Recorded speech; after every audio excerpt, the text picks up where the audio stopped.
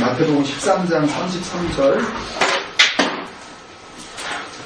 누가복음 13장 20절에서 21절, 두 군데 말씀이 길지 않을까요? 둘 다 찾아서 한번 읽겠습니다. 마태복음 13장 33절.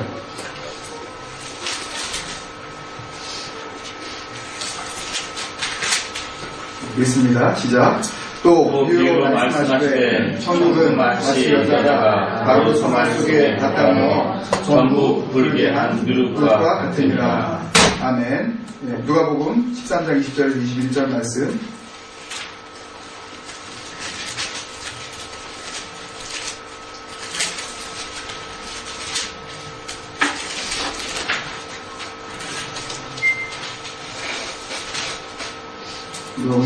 누가복음 13장 20절에서 21절 말씀 같이 읽습니다. 시작.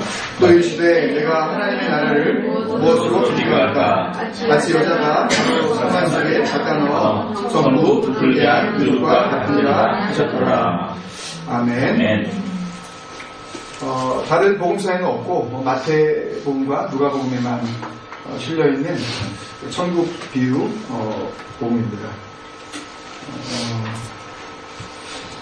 사실상 누가복음의 말씀도 주저로 나뉘어져 있긴 하지만 예수님께서 이제 말씀하시겠다 이렇게 선포하시고 나서 결국 비유에 대한 내용은 8절이나 마찬가지이기 때문에 두 말씀 다 한 문장으로 그냥 이렇게 끝나버리는 그런 간단한 비유입니다. 쉽게 나누고 깊이 생각하는 예수님의 비유 설교 10번째 시간이고요.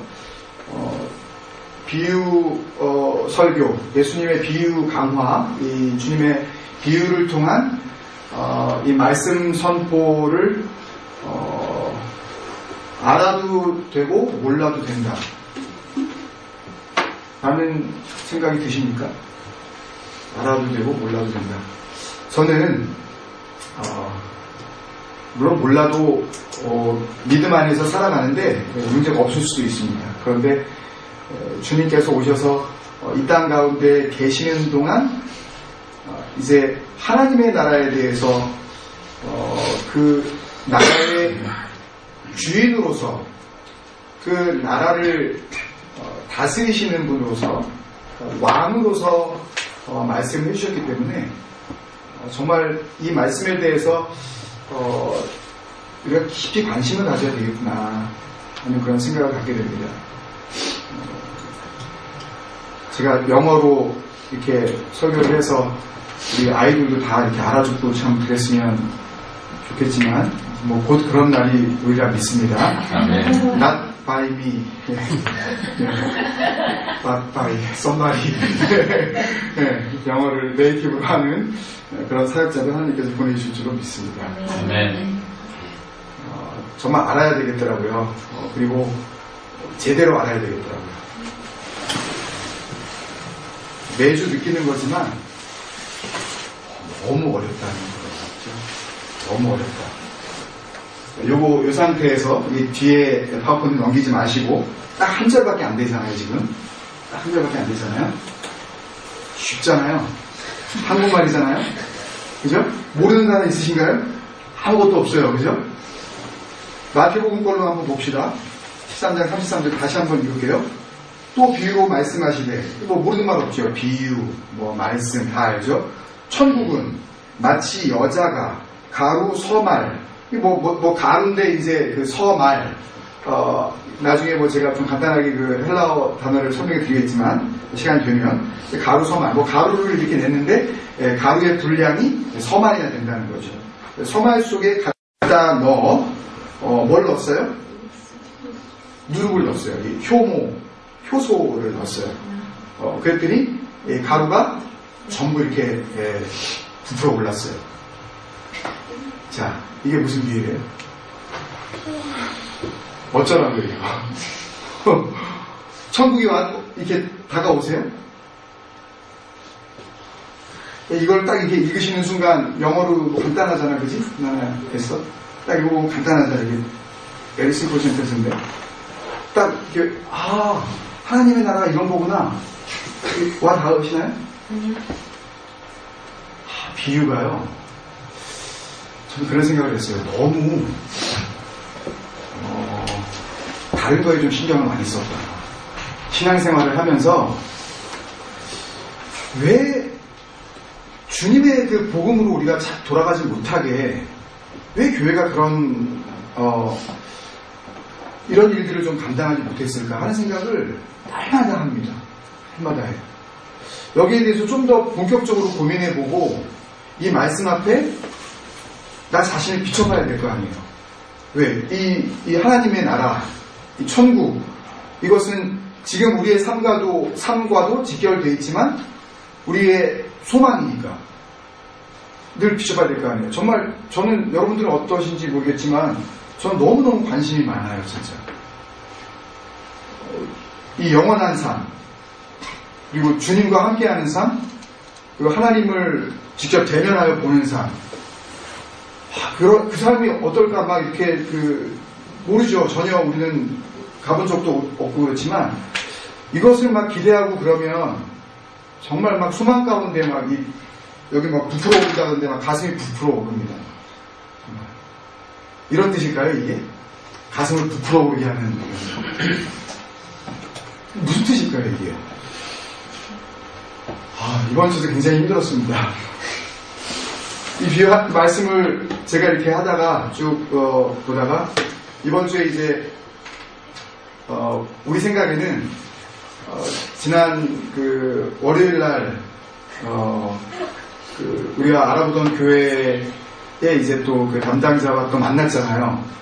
그래서 또 이야기를 이렇게 나누는 가운데 그냥 거의 특별한 조건 없이 그냥 당장 들어올 수 있는, 당장 제가 쓸 수 있는 그런 지금 상황이 됐었기 때문에 오늘이 어쩌면 우리 집사님 이 장소에서 하는 어쩌면 마지막 이 기도회나 예배가 될 수 있겠다. 왜냐하면 주일날은 야외 예배 드리고 당장 들어와도 된다니까 다음 주 금요일부터 써도 되냐고 이렇게 얘기했더니 네, no worries 이렇게 했고, 그렇기 때문에 정말 되도록이면 좀 심플하게 해서 서로 나누고 그렇게 하는 좀 기도의 밤을 가져야 되겠다라는 생각을 가지고 순서를 좀 바꿨어요. 한 절짜리로 제가 이렇게 딱. 근데 한 절짜리를 딱 만나고 보니까 잘못 고른 거있지. 아무것도 모르겠어요. 들은 그 설교는 있습니다. 이 본문을 가지고 어떤 설교를 들었었는지 어렴풋이 기억이 나는 부분은 있어요.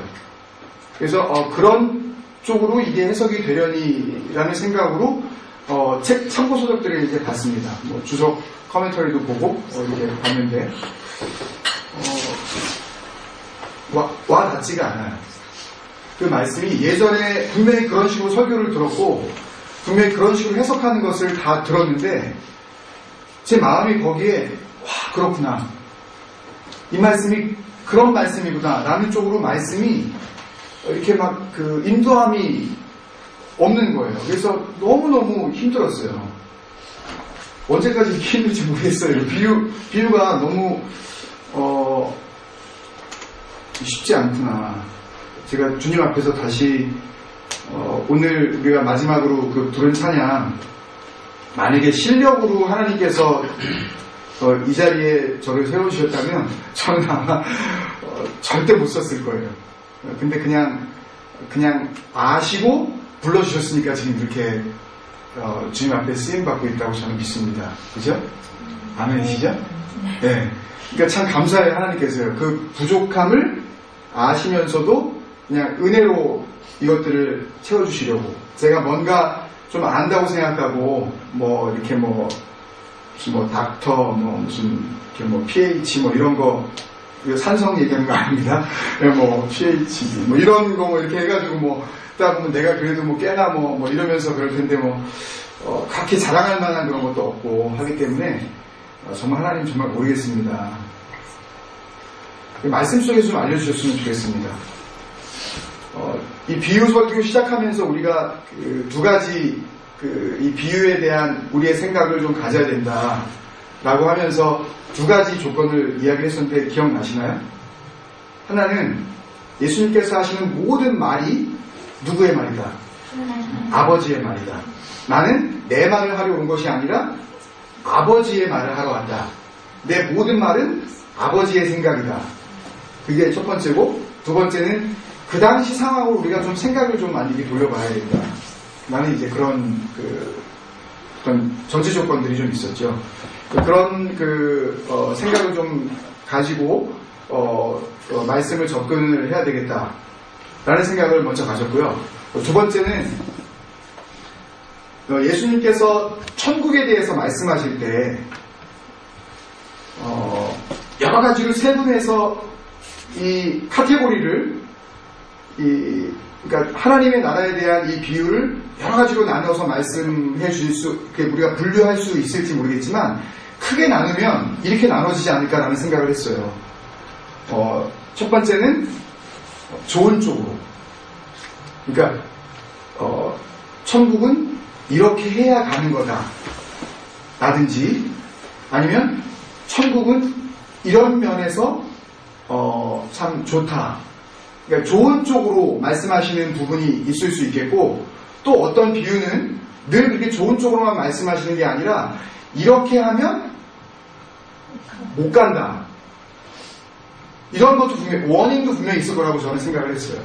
그래서 원점으로 돌아가서 생각했어요. 머리를 정말 비우고, 주님께서 만약에 주님의 입장에서 세상 사람들에게 하나님의 나라에 대해서 말씀해 주실 때 너희들 이렇게 하면 들어갈 수 있는 거야. 거기 천국이 이렇게 좋단다. 이렇게만 말씀하실까라고 생각하면서 우리의 삶 가운데 이런 식으로 제가 연결 짓는 것을 별로 좋아하진 않지만, 예를 들면 우리 아이들한테 그러죠.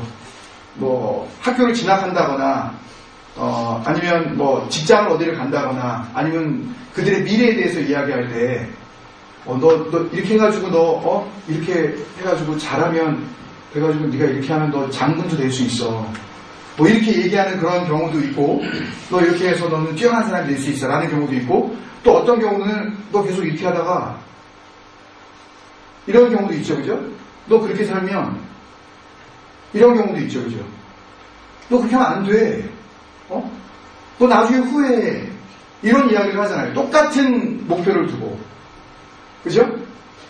그래서 주님의 말씀도 분명히 그럴 수 있을 것이다. 주님께서 다 좋은 거예요. 다 그냥 못 받는 거예요. 이런 말씀만 하고 그냥 천국 이게 들어가는 거예요. 이런 쪽으로만 이야기하실 주님이 아니시다. 주님은 그런 말씀도 분명히 하실 테지만 또 한편으로는 우리에게 미리미리 좀 준비시켜 주시는, 그렇게 하면 안 된다. 그렇게 하면 정말 큰일 난다. 그럼 이걸 조심해야 된다. 이런 말씀들도 분명히 있을 것이다. 라는 생각을 갖게 됐어요. 그리고 다시 이제 말씀으로 접근하기 시작했습니다. 그리고 나서 말씀에 조금씩 눈이 열리면서 제가 할 수 있는 최선의 방법으로 정리를 해봤습니다. 오늘. 여러분들이 다 이해가 되실지 모르겠지만 길지 않은 그런 시간이 될 것 같습니다. 그렇게 한번 정리를 해보도록 하겠습니다. 먼저 비유 제목인데요. 굉장히 중요한데 지난주에도 비유 제목에 대해서 우리가 많이 고민을 하지 않았습니까? 오늘 비유 제목 일단은 이렇게 한번 정해왔습니다. 같이 시작. 누룩의 비유. 네. 누룩이 중요하긴 중요합니다. 왜냐하면 이 원어 성경에 보면은 이 원어 성경을 한국말로 그대로 번역하면요, 천국은 누룩과 같다 이렇게 되어 있어요. 천국은 누룩과 같다. 그리고서 누룩에 대해서 계속해서 뒤에 누룩을 이렇게 수식해주는, 누룩을 설명해주는 부연절들이 뒤에 나오는 다른 이 형용절들이 계속 뒤에 따라 나오는 것들이 여자가 갖다 넣었다. 또 가로 서말 속에다가 가로 서말 속에서 부풀어졌다. 이런 식으로 뒤에 수식을 하게 되어 있다고. 무슨 말씀인지 아시겠죠? 그러니까 주님께서 말씀하셨을 때 원래 그 문장에는 얘들아 천국은 누룩과 같단다. 이게 끝이에요. 그리고 나서 그 누룩이 어떤 누룩인지 아니? 라고 하고 주님이 말씀을 이어서 하셨는데 그것들을 한국말로 번역을 해서 지금 이런 식으로 마치 여자가 뭐 이렇게 하면서 이렇게 이제 문장이 되었다는 거죠. 그래서 중요한 것은 누룩이 맞기는 맞다. 누룩. 영어로는 이스트라고 번역이 됐습니다. 헬라어 원문에는 그 쭈메이라고 쥐메라는 그 발음인데요. 그 주님께서 그 말씀을 하실 때 혹은 복음서 기자들이 기록을 할 때에 이 말들을 이렇게 그 대꾸를 이루게 하는 그 단어들을 많이 씁니다. 예를 들면은 뭐 우리가 지금 시편 119편을 할 때에 A로 시작하는 문장을 쭉 이렇게 A 이렇게 해서 문장을 만드는 것처럼 그 시를 써 나갈 때에 그 가군을 맞춘다 그러죠. 그 예를 들어서 뭐뭐 하리라 하면은 또 다음 문장도 뭐뭐 하리라 하는 식으로 이렇게 해서 문장들이 막 그 따로 놀지 않고 비슷비슷한 모양으로 이렇게 그 서로가 연결되어지게 하는 그런 그 시적인 표현들이 복음서에는 많이 나오는데 여기에 나오는 여자여 할 때 그 이 발음이 귀인애입니다. 근데 이 누눅에 대한 이 헬라어 발음이 쥐메예요. 그러니까 귀인애, 쥐메 이 어떤 이 대꾸를 좀 이루는 그런 표현으로 이렇게 썼다라고 이제들 이야기들을 하는데 그 부분은 사실 이 문장, 이 천국 비유를 이해하는데 크게 도움이 되는 것 같지는 않고요. 단지 이 어원이 제호라는 이 단어인데 이 제호라는 단어는 원래는 이게 물이 이렇게 끓어서 보일링하는 그런 모습을 나타내는 단어인데요. 보일러입니다. 보일, 제호는 원래. 근데 특히 이 누룩으로 이게 사용되어지면 썩어서 그 거품이 부글부글 올라오는 그런 상태입니다. 그러니까 모든 것들이 이렇게 막 부패해버리면은 거품이 이렇게 생기죠. 막 이렇게 부글부글 이렇게. 그래서 그런 그 상태를 굉장히 더러워진 그런 상태를 의미하는 그런 동사다라는 것을 일단 조금 머릿속에 일단 가지시고 이렇게 정리를 해봤습니다. 그 다음 파워포인트 보면요. 결정적인 부분을 같이 먼저 생각을 해야 되는데요. 주님께서 천국은 이라고 하시면서 누룩과 같다 말씀하셨는데 이 말씀을 1번 이게 사지선다형이 아니라 죄송합니다. 이 사지선다형 좋아하시는 이모 집사님 네. 이지선다입니다. 네. 지난 주일날 삼지선다니까 또 그것도 안 맞히시겠다 그래가지고 하여튼 그랬는데 기억 안 나시나요? 네. 별로 쓸모없는 것만 기억해요. 이지선다. 이 비유에 대한 해석 방향을 여러분들 한번 생각해 보십시오. 안심하라는 격려의 비유다. 안심하라는 격려의 비유다. 천국에 대해서 쭉 말씀을 하시면서 천국은 이런 거니까 너네들 안심해라. 이런 인커리지를 해주시는 주님의 비유다. 라고 생각하시면 여기다 1번 쓰시고요. 그 다음에 주의하라는 경고의 비유다. 야, 이거 큰일 난다. 이거 조심해야 된다. 라는 경고의 비유다. 라고 생각하시면 2번이라고 쓰시고요. 뭐 써보세요, 그냥 본인은 뭐라고 생각하시는지. 그냥, 제가 지금 말하는 어떤 뉘앙스를 가지고 자꾸만 생각하지 마시고요. 여러분들이 이 말씀을 딱 보면서, 생각이 나는 어떤 그런 그 마음이 있으시면, 번호를 한번 써보세요. 1번이면 1번, 2번이면 2번. 이렇게 한번 써보세요, 지금. 쓰셨어요?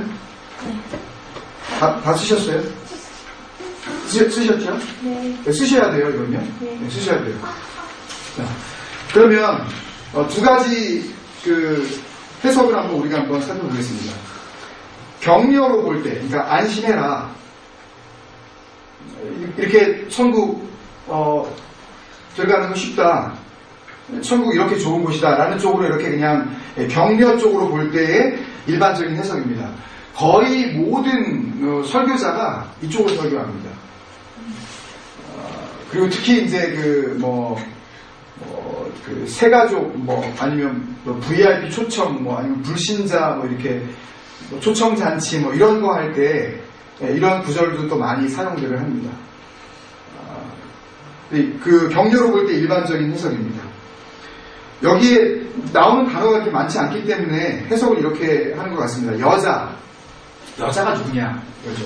보통, 우리가 지난주에도 그랬고, 보통 주님께서 이렇게 비유를 말씀하실 때, 주님께서 어떤 사람이, 이런 식으로 보통 하시지, 어떤 중성적인 어떤 그 의미로, 과연, 지난주 같은 경우에도 씨를 뿌리는 사람이, 정말 이게 남자인지 여자인지 분명한 그 성이 밝혀지지 않았잖아요. 그냥 뭐 사람이 뭐 이렇게 했는데 여기서는 정확하게 주님께서 여자라고 그러셨어요. 여자가 누구냐?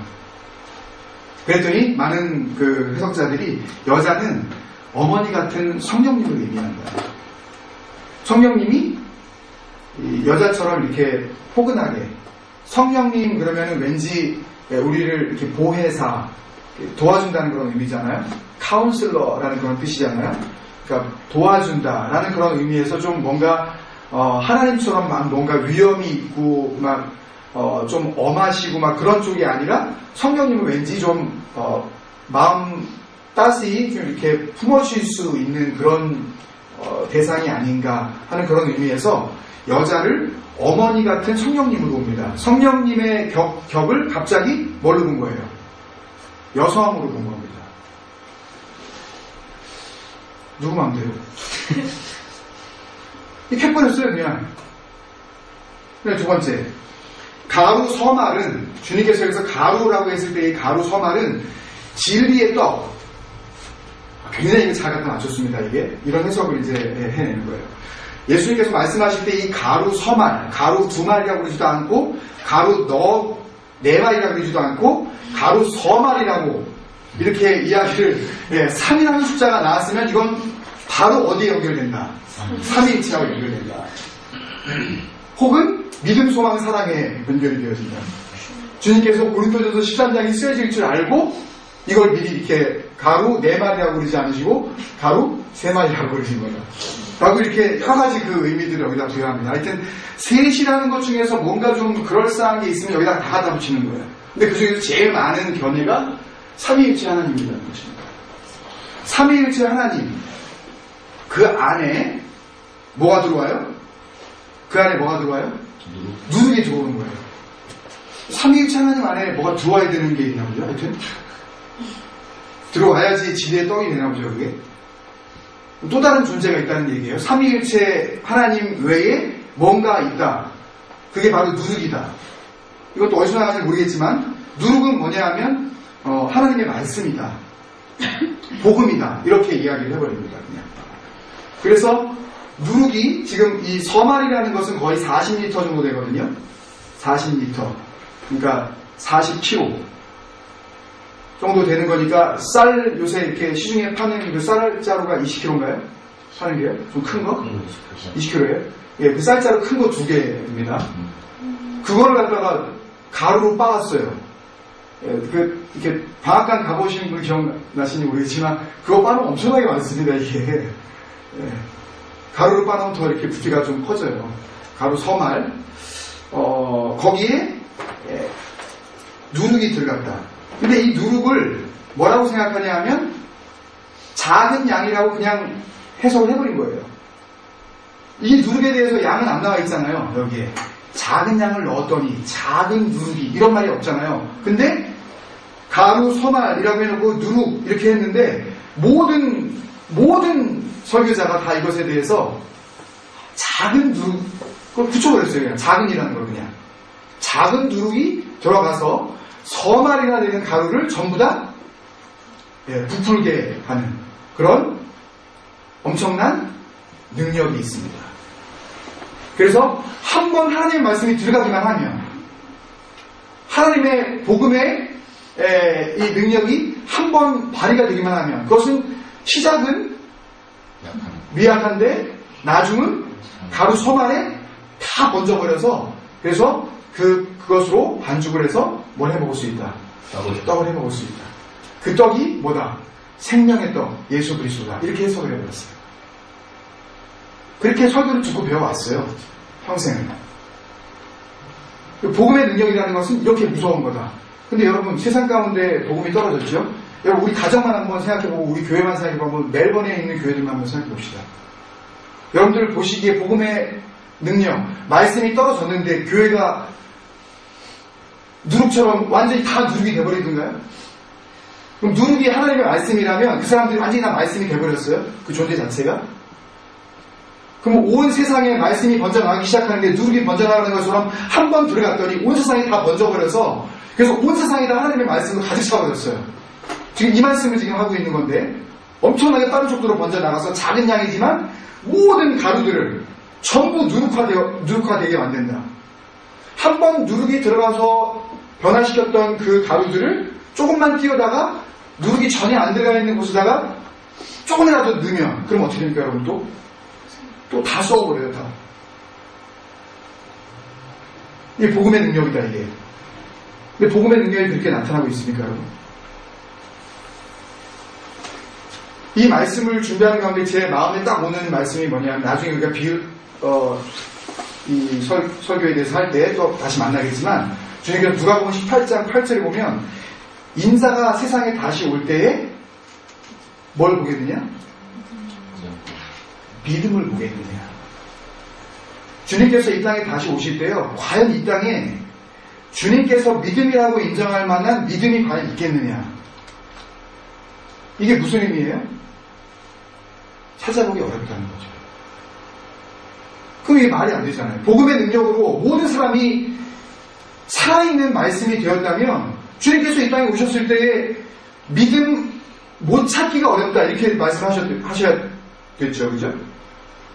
내가 이 땅에 왔을 때 믿음 없는 사람을 내가 볼 수 있겠느냐 이렇게 말씀하셨어야 되는데 주님께서는 인자가 이 땅에 다시 왔을 때 내가 과연 믿음을 보겠느냐 거의 보기 힘들 거라고 말씀할 이게 말이 안 되잖아요. 복음이 지금 세상에 전파된 지가 몇 년인데요 지금 벌써. 사도 바울이 순교한 지가 지금 몇 년이 됐는데요. 왜 이렇게 더디게 변화는 일어나지 않고 이게 정말 복음의 능력이 이럴까요 정말? 그래서 저는 의문을 갖기 시작한 거예요. 이 과연 이 설교가 맞는 설교가 아니면 내가 원하는 방향으로 생각을 그냥 해놓고 거기다가 이 모든 말씀들을 갖다 그냥 집어넣은 거예요. 여자는 성령님이다. 가로 서말은 성부 성자 성령이다. 그 다음에 이 누룩은 진리의 말씀이다. 그래서 복음의 능력이 온 세상에 선포가 되어지면 모든 사람이 복음의 능력 앞에 다 꼬꾸라지는 것이다. 그래서 이 땅이 지금 하나님의 영광으로 가득 차게 된 것이다. 이기고 있네 진짜. 자기들이 진리를 변개하고 있는데요. 자기들이 말씀을 가르친다 그러면서 자기들이 말씀과 자기 삶 속에서 그런 미션적인 삶들을 살아가고 있는데요. 뭐 초심은 안 그랬는데 나중에 변질했다 그러면서 변명을 하고 앉아있는 게 현대 교회의 목사들인데요. 변명삼아 처음에는 저도 안 그랬습니다. 시간이 지나고 났더니 뭐 교인도 늘고 그래서 제가 이렇게 변질됐습니다. 그럼 왜 이게 뭐죠 도대체? 말씀의 능력이 하나도 나타나지 않잖아요.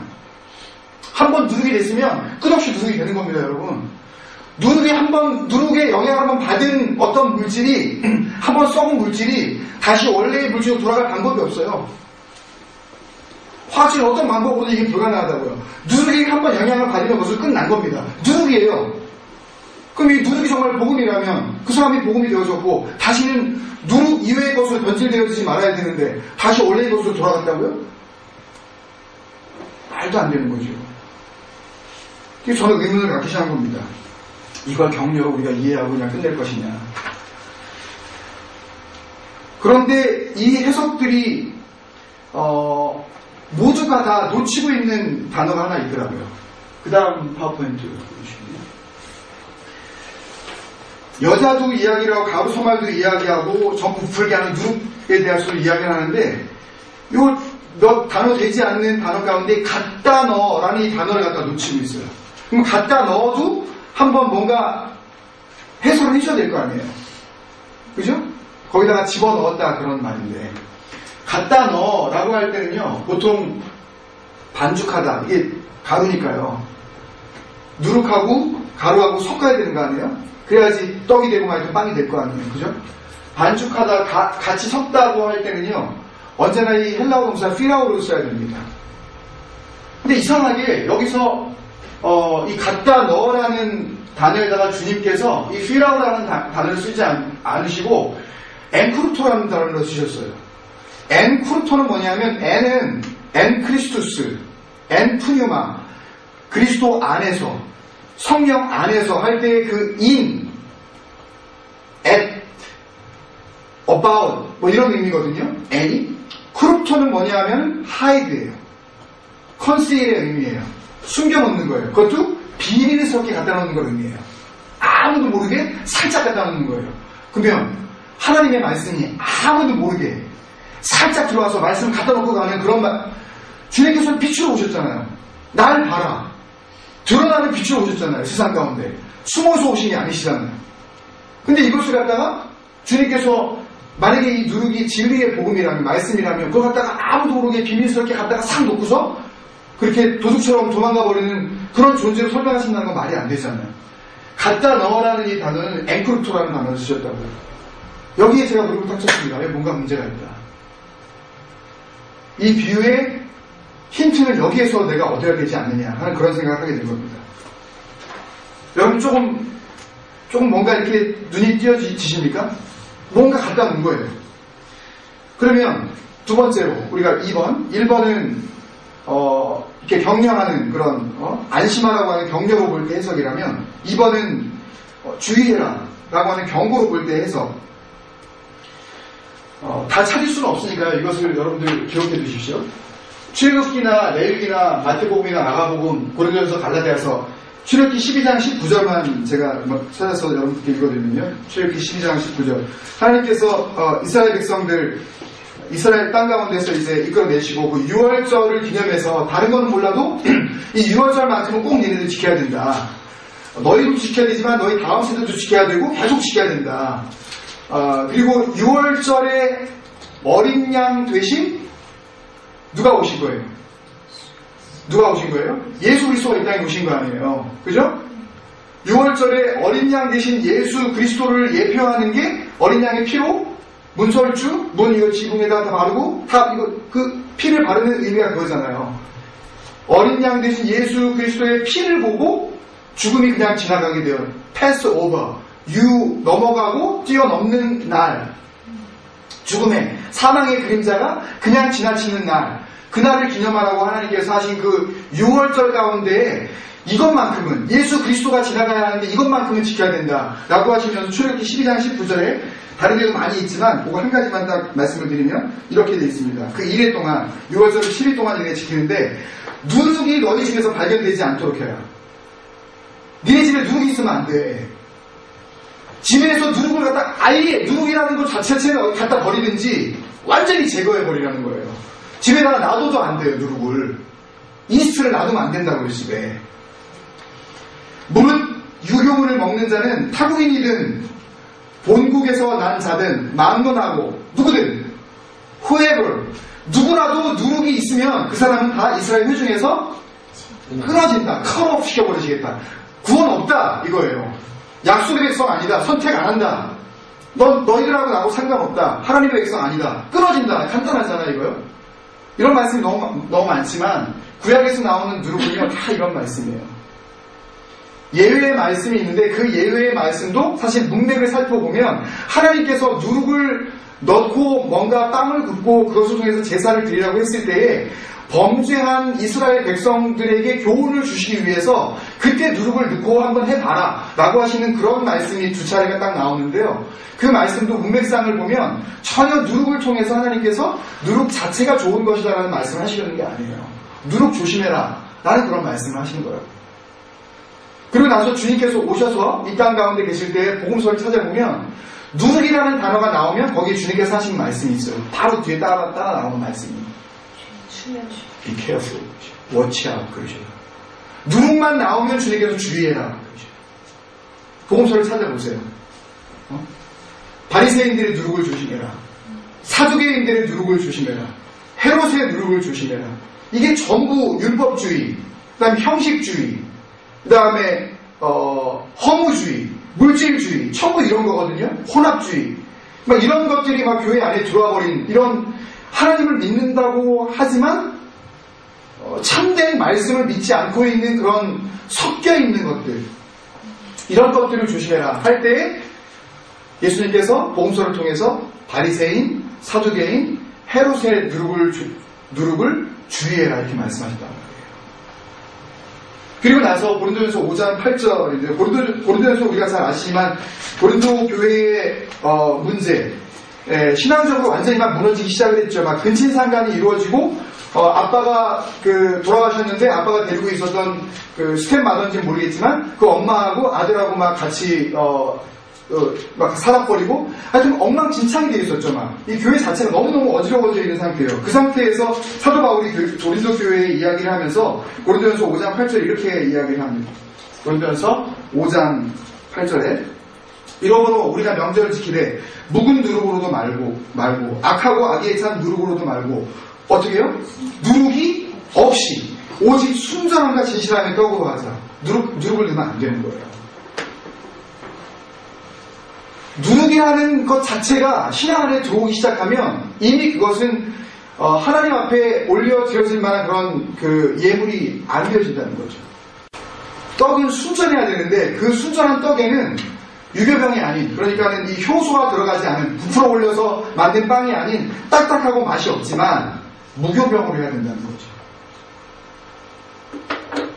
갈라디아서 5장 9절 말씀도 같은 말씀입니다. 누룩에 대한 성경의 입장은 뭐예요? 한마디로 얘기하면 주의해라 이겁니다.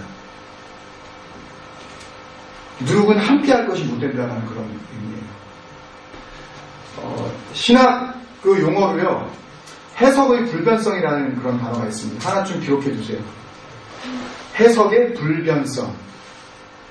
커멘터리가 절대 변하지 않는 이 의미가 있는데, 하나님께서, 예수님께서 한 단어를 어떤 의도로 사용하신 이후에 그 단어가 다시 다른 곳에서 나왔을 때에 하나님께서 말씀하신 그 낱말, 그 단어의 의도는 변하지 않는다. 좀 어렵죠? 다시 한번 설명을 드릴게요. 하나님과 성경을 통해서, 하나님과 예수님을 통해서 거론되어진 어떤 단어의 의미가 다른 곳에서 사용되어질 때에 그 단어의 의미는 원래 하나님과 예수 그리스도께서 말씀하신 그 단어의 의미로부터 변하지 않는다. 하나님이 말씀하신 그 단어는 어디에 사용을 하더라도 하나님이 원래 말씀하신 그 말씀의 의도 이외에는 사용할 수가 없다. 그게 해석의 불변성이라는 것입니다. 달리 바꾸면 안 돼요. 그러니까 내가 이렇게 해석하면 좋겠다고 생각을 해서 내가 마음대로 이거 하다가 좋은 쪽으로 혹은 나쁜 쪽으로 해석하면 안 되는 것이 하나님의 말씀입니다. 예수 그리스도의 선포예요. 이게 이제 누룩에 대한 성경의 입장입니다. 가루서말은 무엇이냐? 가루서말은 그 여러 가지 의미가 있는데, 가루서말에 대해서 제가 조금 조사를 해보니까 이 구약 가운데 이 가루서말에 대한 내용들이 이렇게 몇 번 나오더라고요. 가루서말은 이 사타트리아라는 그런 단어인데요. 기록하실 필요는 없어요. 이 가루서말은 굉장히 많은 양의 가루입니다. 그래서 NIV 성경 같은 경우에는 large amount of flour라고 이렇게 굉장히 큰 그 양의 가루라고 이렇게 되어 있는데, 보통 이스라엘 백성들이 광야에서 그 만나를 받았을 때에 하나님께서 한 사람당 한 오멜이면 족하다 그랬어요. 한 오멜은 지금 단위로 하면 약간 2.5리터가 조금 안 되거든요. 그러니까 2.5kg, 2.5리터 정도밖에 되지 않는 그런 분량인데 한 사람이 이거면 충분하다. 출애굽기 16장 33절에 이 말씀이 나와 있는데요. 그런데 서말은, 여기서 서말이라고 했을 때 이 사타트리아는 1에바입니다. 하나 기록해 주셔도 되고 안 기록해 놓으셔도 되지만 1에바는 15멜이에요. 그러니까 결국 한 사람이 1오멜이면은 하루를 충분히 살 수 있는데 15멜, 그러니까 예를 들어서 밥 한 그릇이면은 충분히 살 수 있는데 밥 10그릇에 해당되는 그 분량이 뭐다? 가루서말인 거예요. 그러면 이 양이 많아요, 적어요? 꽤 많은 거죠. 하루 먹을 분량이 아닌 거죠. 그래서 이런 분량에 대해서 기록된 것을 찾아봤더니요, 창세기 18장 6절에 아브라함이 여호와의 사자 3사람이 왔을 때에 고운 가루 3스아를 빻아서 음식을 대접했다고 했는데, 이 3스아가 이 헬라어 사타트리아하고 똑같은 말입니다. 그러니까 이 사타트리아, 가루, 이 서말은 창세기 18장 6절에서 아브라함이 빻은 고운 가루 3스아하고 똑같은 분량인 거예요. 그러니까 3스아가 뭐다? 서말이다. 그리고 또 한 가지 나오는데요. 기도원이 이제 사사기서에서 하나님 앞에 이제 부르심을 받고 여호와의 사자에게 이제 무교전병을 만드는 그 이야기가 나오는데 거기서 만든 양도 세스아예요. 그리고 또 한 가지 나오는데 사무엘의 엄마 한나가 하나님 앞에 제물을 드릴 때에 소재, 가루를 곱게 빻아서 그 제물로서 이제 예물을 만들어서 드리는 그 내용이 사무엘상 1장 24절에 나오는데 거기에서 준비되었었던 그 가루의 양도 세스아예요. 그러니까 이것은 온 가족이 다 먹고도 남는 충분한 양입니다. 그래서 가루 소마를 저는 그렇게 생각합니다. 이것은 모두가 먹을 수 있는 양이라면 이것은 하나님께서 받으시기에 흡족한 그런 재물을 의미하는 것이다 라는 그런 생각을 하게 되었습니다. 구약 성경에서도 고운 가루 세스아는 언제나 하나님의 역사하심, 또 하나님의 약속이 성취되어지기 직전에 제물로 드려졌었던 고운 가루들의 분량, 이해가 되시나요? 이라는 의미로 본다면 가루 서말은 굉장히 복된 의미이다. 하나님께 올려드려져야 할 모든 예물을 의미한다 라고 저는 그렇게 생각해봤습니다. 여기에 납득이 안 가실 수도 있어요. 그리고 나서 이제 이것을 어느 정도 보장해주는 그 근거가 되어질 수 있는데요. 그러면 제일 중요한 여자가 누구냐, 이 여자가 누구길래 이 하나님께 드려져야 할 이 온전한 이 제물에다가 누룩을 넣어서 이것을 갖다가 다 부풀게 해버렸느냐. 부푼다는 거는 다른 말로 하면 뭡니까, 여러분? 썩게 하는 거죠. 부패시켜버리는 거죠. 좋게 얘기해서 이게 발효했다 그러지만 누룩을 갖다 넣었을 때 이게 썩어버리는 건 아닙니까? 이 여자가 누굴까? 근데 여자를 함부로 해석을 할 수가 없겠더라고요, 제가요. 그러면서 다시 이 마태복음과 누가복음을 다시 한번 쭉 읽어봤습니다. 하나님께서 귀한 깨달음 하나 주셨어요. 마태복음 13장을 다시 읽고 또 읽고 하는데 마태복음 13장에 비유가 7개가 나옵니다. 근데 이 비유가요, 딱 떨어지는 부분이 있어요. 그래서 전에 알지 못했었던 이런 부분을 새롭게 해주셔서 굉장히 마음 가운데 이렇게 감격이 있었습니다. 잠깐만 그걸 보고 넘어갈게요. 앞에 4개와 뒤에 3개가 나오는데요. 마태복음 13장에 보시면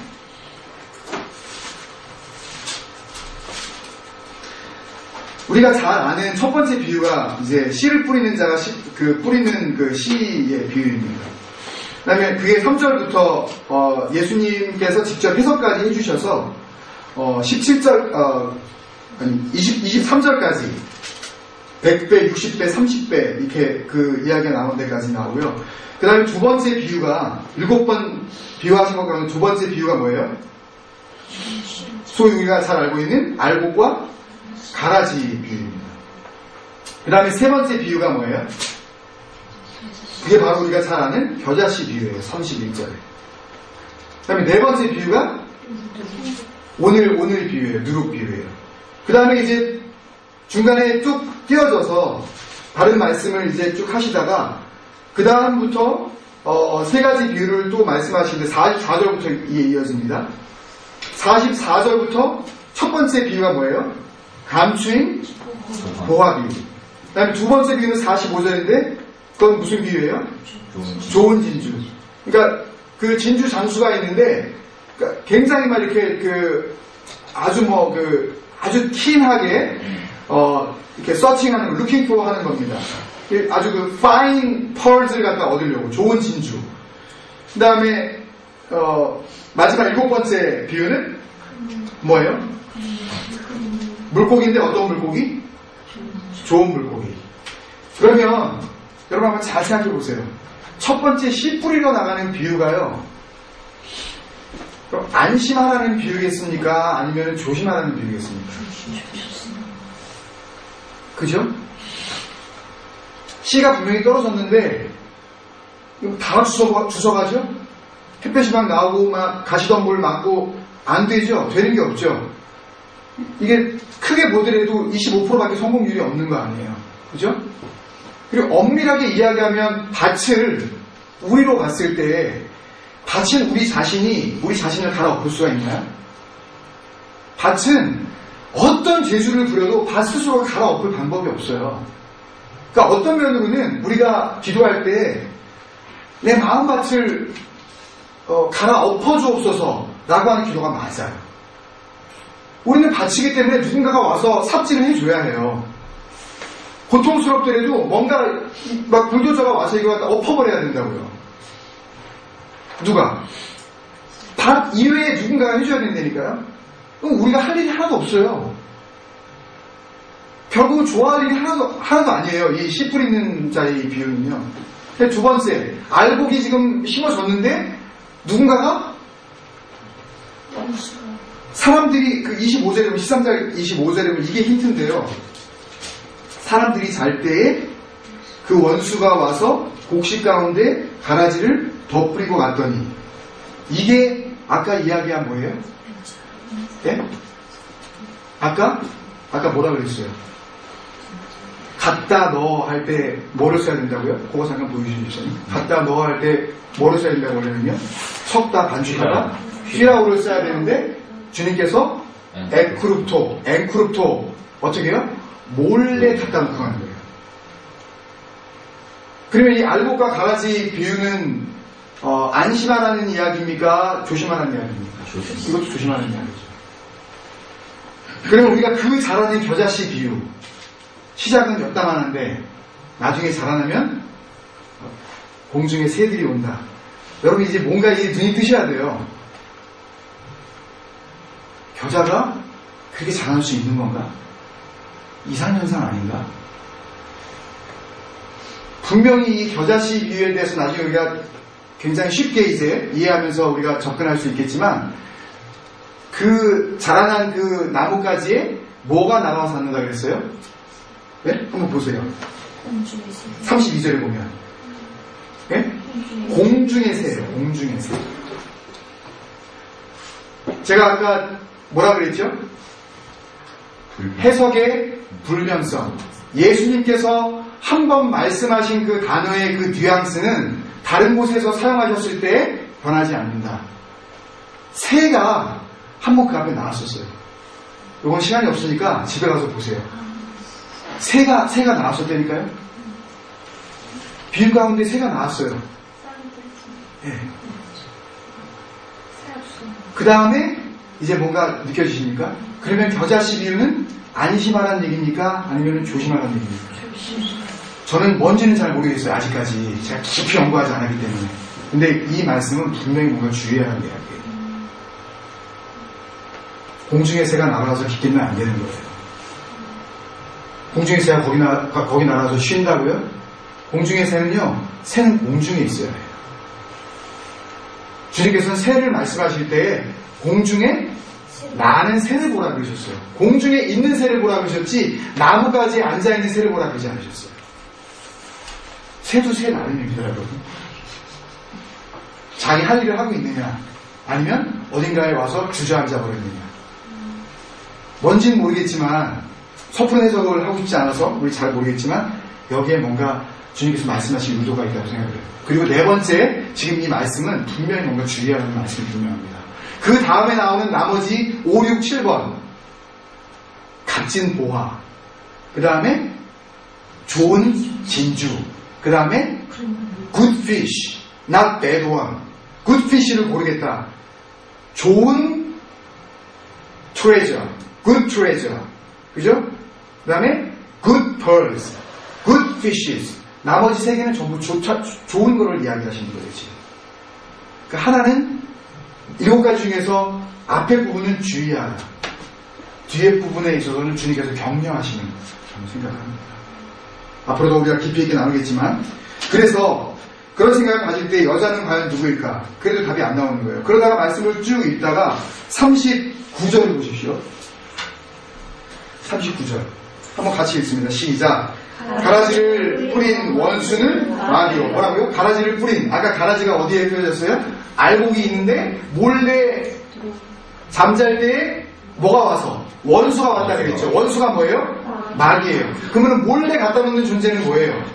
마귀죠. 그러면 몰래 갖다가 누룩을 넣은 이 여자는 누굽니까? 음녀입니다. 주님께서 말씀하신, 주님께서 이 땅에 오실 때 내가 과연 인자가 세상에 올 때 과연 믿음을 보겠느냐. 교회라고 하나님의 나라라고 모든 것이 준비되어진 예물인 듯 하지만 거기에 누룩이 들어와 버리면, 누룩의 양이 많든 적든 상관없이 이것은 주의해야 할 부분이다. 이 여자에 대해서 생각하면서 머릿속에 한 가지 더 떠오르는 마지막 여자는요, 바로 두아디라 교회에 주님께서 말씀하신 경고의 대상이었던 여자입니다. 요한계시록 2장 20절. 요한계시록 2장 20절. 여러분, 이 두아디라 교회는 나름대로 주님께 칭찬과 그 책망을 같이 받았었던 교회인데요. 19절에 보면 주님께서 이렇게 말씀하시죠. 하나님의 아들이 이르시되 내가 내 사업과 사랑과 믿음과 섬김과 인내. 굉장하지 않습니까, 여러분? 교회가 지금 이걸 하는 거예요. 사업. 바쁜 거예요, 교회가. 여러분, 굉장히 조심해야 됩니다. 앞으로 우리 교회가요, 누군가는 이런 일을 자꾸만 요구를 할 겁니다. 교회가 하는 일이 뭐냐? 여러분, 그때 여러분 이 말씀이 우리를 붙잡아줘야 됩니다. 그때 흔들리면 안 돼요. 사업, 사랑, 좋죠.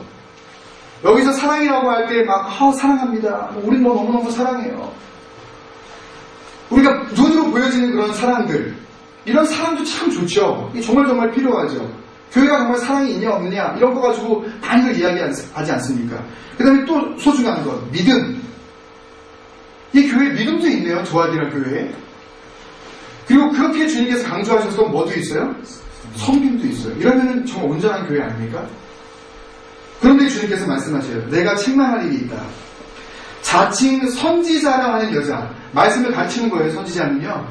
하나님의 말씀을 미리 받은 사람이에요. 나 하나님의 뜻 안다고 하는 사람이 누구예요? 선지자 아닙니까? 하나님하고 나하고 지금 직통하고 있다라고 하는 사람들이 다 이런 인간들 아니에요. 선지자라고 하는 여자가 여기 나와버리네요.